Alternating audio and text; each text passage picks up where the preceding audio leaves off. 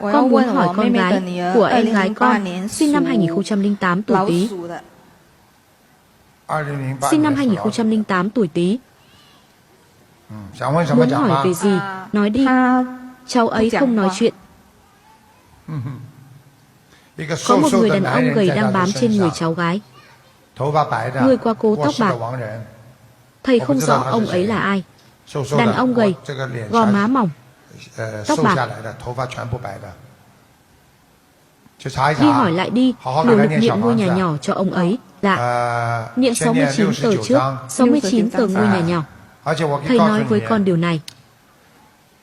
Ông ấy ở trên người cháu, không chỉ khiến cho cháu không nói chuyện, còn khiến chỉ số IQ của cháu ấy rất thấp. Chỉ số IQ thực tế của cháu ấy đã không đúng với tuổi của cháu ấy rồi. Chỉ số IQ của cháu ấy chỉ như mấy tuổi thôi. Thầy nói có đúng không? Dạ đúng. Xong rồi. Cần phóng sanh bao nhiêu con cá? 12.000 con cá. 12.000 con cá. Và niệm 27 biến chú đại bi cho cháu ấy trước khi ngủ. 27 biến chú đại bi, buổi tối ít nhất cháu ấy sẽ ngủ ngon hơn. Ngày thường, ban ngày niệm 49 biến tâm kinh cho cháu ấy. Được không? Con phải nỗ lực niệm lễ Phật Đại Sám Hối Văn. Thầy nhìn thấy con từng phá thai qua. Không phải con. Thật thà đi. À thôi. Hôm nay con đến đây một mình hả? Đúng. Chỉ mình con thôi hả?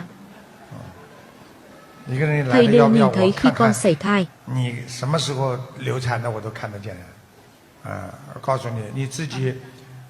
Thầy nói điều này là con sẽ hiểu ngay. Không có kinh nguyệt trong một thời gian dài.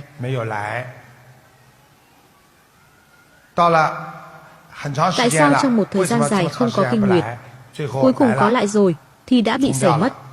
Thầy hỏi con có bị tình trạng này không? Có không? Thầy nói cho quý vị biết, thường xuyên không đúng kỳ hạn, nghĩa là có thai rồi. Hiểu không? Cảm ơn. Bây giờ tin rồi phải không? Cảm tạ sư phụ.